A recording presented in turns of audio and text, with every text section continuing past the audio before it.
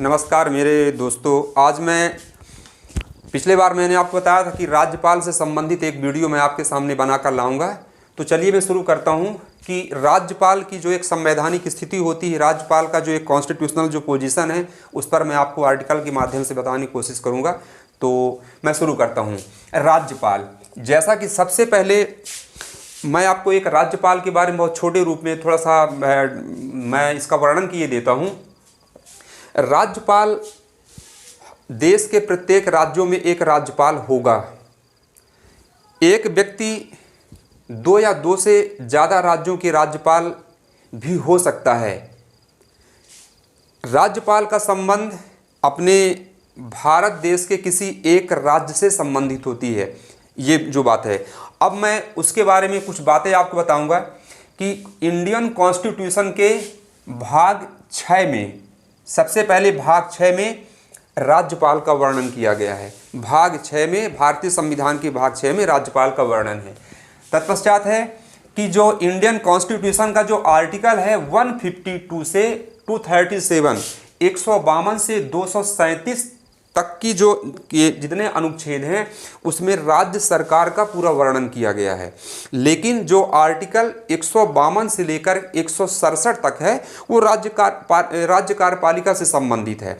तो मैं जो मेन जो अधिकांश, हालांकि बहुत सारे ऐसे आर्टिकल हैं जो बहुत सारे इम्पॉर्टेंट है, तो उस आर्टिकल को मैंने बहुत संक्षिप्त में, बहुत जो इम्पॉर्टेंट राज्यपाल से संबंधित है, आर्टिकल नंबर 152 से लेकर आर्टिकल नंबर 167 के बीच में, तो राज्य कार्यपालिका का वर्णन करता है और 152 से लेकर 237 में राज्य सरकारों का वर्णन करता है।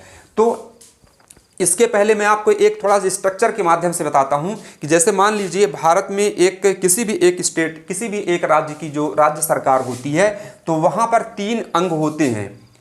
मैंने आपको बताने की कोशिश की है। फर्स्ट में है व्यवस्थापिका, सेकंड है कार्यपालिका और थर्ड है आपकी न्यायपालिका।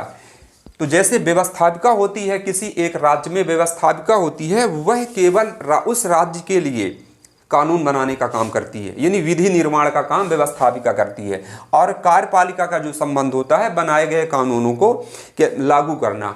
और न्यायपालिका का काम होता है कि बनाए गए कानूनों का यदि उसका उल्लंघन होता है, यदि उसका दुरुपयोग होता है, चाहे दुरुपयोग कोई करे, वह उसको दंडित करने का काम करेगी। तत्पश्चात संसदीय शासन पद्धति या संसदीय शासन प्रणाली, ये शब्द बहुत ज़्यादा चलता है क्योंकि 2 तरह की शासन पद्धतियाँ होती हैं, संसदीय शासन प्रणाली व अध्यक्षात्मक शासन प्रणाली। जब मैं उसको बड़े रूप में केंद्रीय कार्यपालिका के बारे में या केंद्र की कार्यपालिका में बताऊंगा, तो फिर उसके बारे में पूरा अध्यक्षात्मक के बारे में डिस्कशन करूंगा। तो सबसे पहले बताता हूँ कि संसदीय शासन प्रणाली क्या चीज़ है। अगर हम कहते हैं हमारे भारत देश में संसदीय शासन पद्धति, और इंग्लैंड में भी ये संसदीय शासन पद्धति, चूंकि मैं एक राज्य का आपके सामने इसका वर्णन कर रहा हूं, तो किसी एक राज्य में जो राज्य सरकार की जो शासन पद्धति है वह संसदीय शासन पद्धति है। केंद्र सरकार की भी संसदीय शासन पद्धति है। तो हमारे देश में और हमारे देश के उन राज्यों में जहां भी संसदीय शासन प्रणाली होती है, वहां पर कार्यपालिका हमेशा दोहरी होती है। मैं केवल स्टेट की बात कर रहा हूं। तो कार्यपालिका दोहरी होती है। इस कार्यपालिका दोहरी में पहली जो कार्यपालिका होती है वो नाम मात्र की कार्यपालिका, और दूसरी कार्यपालिका होती है वास्तविक कार्यपालिका, और जिसका जो मुखिया होता है वह मुख्यमंत्री और उसका मंत्रिपरिषद होता है। तो नाम मात्र की कार्यपालिका किसी राज्य में है तो उसका मुखिया होता है, संवैधानिक जो प्रधान होता है वो राज्यपाल होता है, और वास्तविक कार्यपालिका का मुखिया उस राज्य का मुख्यमंत्री होता है। जैसे नाम से है ये संवैधानिक प्रधान है, ये वास्तविक प्रधान है। वास्तव में राज्य को चलाने के का जो पावर है, जो शक्तियां होती हैं, वास्तविक रूप से वह मुख्यमंत्री और मंत्रिपरिषद में निहित होती है, लेकिन वह सारे जो कार्य होता है वह राज्यपाल के नाम से होता है। तो यह एक संवैधानिक पद है। और जो मुख्यमंत्री होता है वह एक जो मुख्यमंत्री जो होता है, मंत्रिपरिषद का जो मुखिया होता है, वह वास्तविक कार्यपालिका के रूप में जाना जाता है। तो ये मैंने आपको थोड़ी सी बात में समझाने की कोशिश की है। अब इसके बाद बात करता हूं मैं अनुच्छेद के आधार पे कि इंडियन कॉन्स्टिट्यूशन के आर्टिकल नंबर 152, जो 152 का जो भारतीय संविधान का जो अनुच्छेद है, वह राज्यपाल के पद का वर्णन करता है। दूसरे नंबर पे है कि आर्टिकल 153 153 प्रत्येक राज्य में एक राज्यपाल होगा, 153 आर्टिकल कहती है। अगला है आर्टिकल 154, राज्य की जो कार्यपालिका की जो शक्ति है वो राज्यपाल में निहित होगी। तत्पश्चात है आर्टिकल 156 है पदावधि कार्यकाल, जो उसका कार्यकाल होता है वो सामान्यतः इसका कार्यकाल 5 वर्ष का होता है। 5 वर्ष के पहले भी चूंकि राष्ट्रपति के द्वारा मनोनीत किया जाता है तो वह राष्ट्रपति 5 साल से पहले भी उसे पद से हटा सकता है, यानी राष्ट्रपति को वह अपना इस्तीफा देता है। यदि देना चाहेगा या राष्ट्रपति कहता है तो राज्यपाल राष्ट्रपति को अपना इस्तीफा दे करके पद से मुक्त हो सकता है। आर्टिकल 157 से 158 में राज्यपाल की योग्यताएं और शर्तें हैं, जैसे वह जो भी राज्यपाल किसी राज्य का बनना चाहता है तो उसे भारत का नागरिक होना चाहिए, वह किसी भी सरकारी लाभ के पद पर न हो, वह संसद के किसी सदन का सदस्य न हो, वह राज्यों के विधानमंडल के किसी सदन का सदस्य न हो।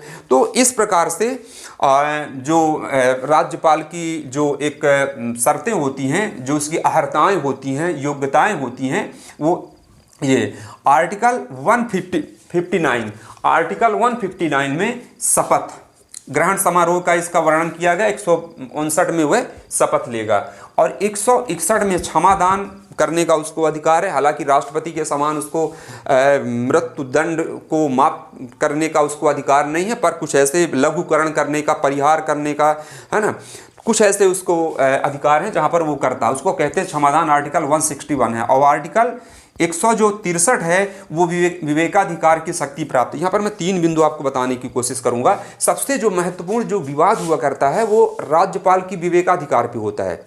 ये तमाम प्रकार के राज्यों में जब भी कोई सरकार हटती, तमाम अभी पिछले बार मध्य प्रदेश में देखने को मिला, कर्नाटक में देखने को मिला, ये सब चलता रहता। पॉलिटिक्स एक अहम हिस्सा माना जाता है। तो जब राज्यपाल 163 में जो विवेकाधिकार की शक्ति जहां पर उसको प्राप्त है तो सबसे पहले वो पहली कंडीशन होती है कि उस राज्य में किसी भी एक राजनीतिक दल को पूर्ण सरकार बनाने के लिए पूर्ण बहुमत प्राप्त ना हो, साधारण बहुमत भी प्राप्त ना हो, तो वहां पर राज्यपाल का विवेकाधिकार की शक्ति का वह उपयोग करता है। अर्थात वह किसी भी राजनीतिक पार्टी को, सबसे सिंगल लार्जेस्ट पार्टी होती है, सेकंड पार्टी होती है, वो किसको बुलाता है वो विवेक के आधार पर निर्भर करता है। तब जब वह किसी एक राज्य में किसी एक राजनीतिक पार्टी को सरकार बनाने के लिए पूर्ण बहुमत प्राप्त ना हो।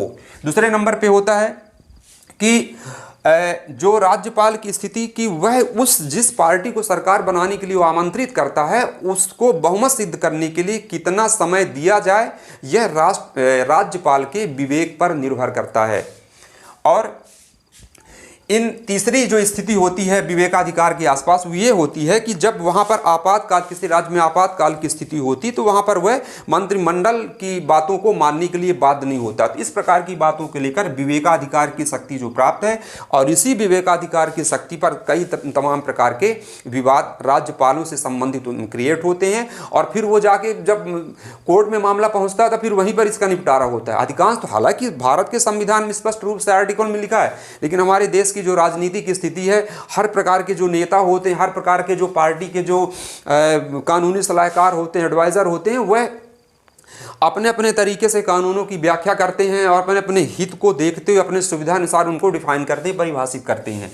और जो एक इंपॉर्टेंट और आर्टिकल है वह है आर्टिकल 213 अध्यादेश जारी करने का। मैं बस संक्षिप्त में आपको बताना चाहूंगा। इंडियन कॉन्स्टिट्यूशन के आर्टिकल नंबर 213 में इसका वर्णन किया गया। अध्यादेश क्या होता है? हालांकि अध्यादेश केंद्र में राष्ट्रपति के पास का पावर होता है और राज्य में जो होता है वह राज्यपाल का होता है। तो अध्यादेश उन परिस्थिति में होता है जब सदन का सत्र ना चल रहा हो, जब कोई भी सदन सत्र में ना हो। उस स्थिति में यदि किसी प्रकार की समस्या उत्पन्न हो जाती है सदन में, उसको सॉल्व करने के लिए, तो फिर किसको देखा जाता है? नियम कानून, संविधान का अध्ययन किया जाता है। संविधान में अगर उस उत्पन्न समस्या को समाधान करने के लिए कोई भी विधि नहीं है, कोई भी वहां पर सलूशन नहीं है, तो ऐसी स्थिति में राज्यपाल उस समस्या का समाधान करने के लिए एक अध्यादेश जारी करता है और वह अध्यादेश 42 दिन अर्थात 6 सप्ताह तक अपने अस्तित्व में रहते हैं और आने वाले समय में उसे 42 दिन के अंदर सदन में पारित करना होगा, और यदि वो पारित हो जाता है, उसको परमिशन मिल जाती है, तो वह उसी प्रकार के विधि का रूप ग्रहण कर लेता है। तो ये मैंने आपको बताया कि आर्टिकल 152, 153, 154, 155, 56, 157, 159, 161, 163 और आर्टिकल 213 में अध्यादेश। हालांकि इसे बहुत सारे आर्टिकल हैं, बहुत इंपॉर्टेंट आर्टिकल। मैंने पहले बताया 152 से लेकर 167 तक सिर्फ राज्य कार्यपालिका का वर्णन करता है, और 152 से लेकर के 237 तक का है, वो राज्य की सरकार का पूरा इसमें वर्णन किया गया है। तो इस प्रकार से ये राज्यपाल की स्थिति होती है। तो वर्तमान समय में बहुत सारी ऐसी स्थितियां उत्पन्न होती रहती हैं जहां राज्यपाल से संबंधित विवाद होते रहते हैं। एक मैं आपको बताऊं कि समय समय पर यह भी देखने को मिलता है कि राजनीतिक गतिविधियों के चलते कि कैसे राज्यपाल अपने शक्ति का दुरुपयोग भी करते हैं।